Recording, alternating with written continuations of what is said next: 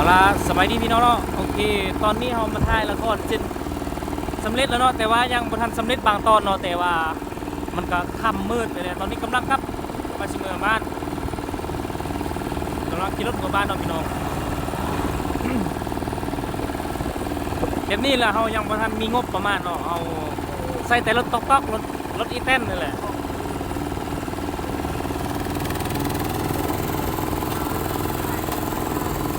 เอาล่ะทีมงานเราหลายคนเนาะก็มีแต่สาวๆมีแต่ผู้เฒ่าผู้สาวเนาะ ยิ้มเฮ้ยสบายเลย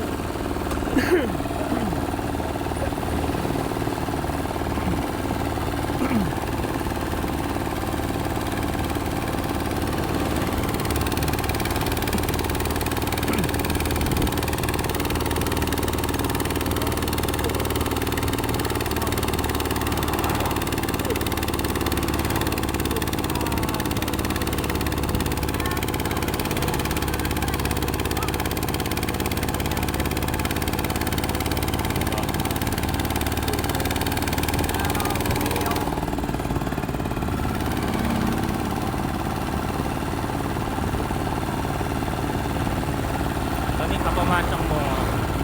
ประมาณ4 โมง22 นาที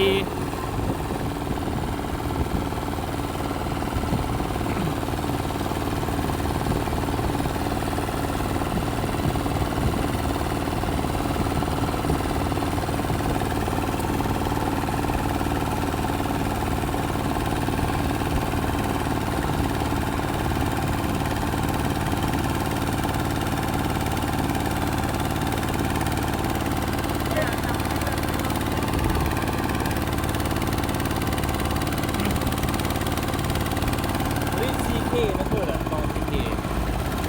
อันนี้ย่างมีย่างย่อแบบย่างยอมย่างมากเป็นบนพื้นบนย่างมาตรงนี้เลยเพื่อนจีเตียงเวลาพี่เอกเวลาพี่เอกมีความเลือกอย่างพี่เอกปุ๊บไปเป็นย่างย่อแบบมากแต่งานดิฟย่อแบบมากนี่อย่างมันยูรำปิ้นซ้ำ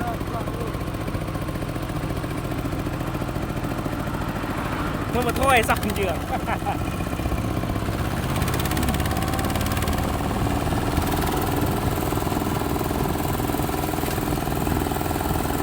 โอเคเนาะพี่น้องเอาเจอกันอยู่บ้านเนาะเพราะว่าเขาอยากจะไปถ่ายต่อเรื่องของอันนาเขาอยู่เนาะ